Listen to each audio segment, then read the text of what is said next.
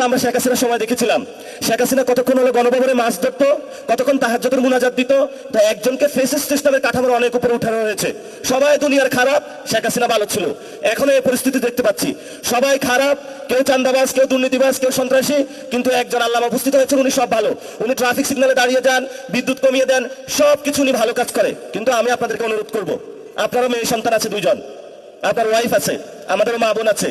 অনেক কষ্টের জায়গা যদি এই গণঅভ্যুত্থানের পরে কোনো বোনদের আমরা দর্শন হতে দেখি, প্লিজ মাপ চাই।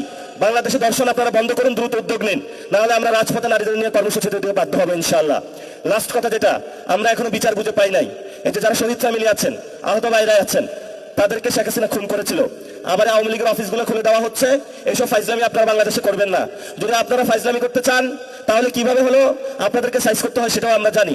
এখন আমরা আমাদেরকে বেয়াদব বলেন বা যা কিছু তা বলেন, কিন্তু আমরা অধিকারের প্রশ্নে সংস্কার, বিচার এবং বাংলাদেশের আইন শৃঙ্খলা, বাংলাদেশের মানুষের নিরাপত্তা, অধিকারের ক্ষেত্রে এক বিন্দু ছাড় দিব না।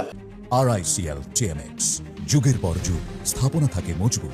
এটা আমাদের স্ট্রেট ফরওয়ার্ড কথা, এবং আপনারা যদি আসেন রাজপথে লড়াই হবে, কিন্তু আমরা এই ক্ষেত্রে এক বিন্দু ছাড় দিতে রাজি না।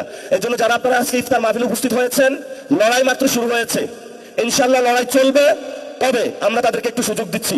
এই সুযোগ মানে এটা না যে তাদেরকে আমরা একদম কার্ড দিয়ে দিয়েছি, যা ইচ্ছা বাংলাদেশে বসে করবে আর আমরা এখানে নাই, এমন না। আমরা এখনো বাইচা আছি, আমরা এখনো কোথাও বাইসা যাই নাই।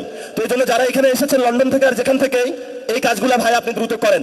ছোট ভাই হিসাবে আপনার কাছে অনুরোধ করছি, দর্শন বন্ধ করেন, বিচার করেন, রিফর্ম অ্যাসেম্বলি করেন, এরপর আপনি একটু শান্তিতে কাজ করেন।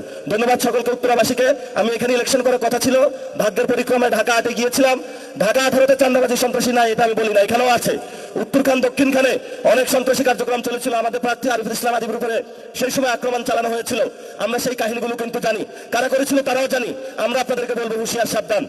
আর যদি এক পা বাড়ানোর চেষ্টা করেন, তাহলে আমরা আপনাদেরকে মোকাবেলা করতে পারবো। ভোট কিন্তু একদম আকাশ পাতাল বেশি হয় নাই, কাছাকাছি হয়েছে। আমাদেরকে যারা ভোট দিয়েছে তাদের প্রতি আমাদের দায়িত্ববোধ রয়েছে। এই জন্য হলে ধীরে সুস্থে কাজ করবেন, উচ্ছৃঙ্খলভাবে গাড়ি চালাবেন না।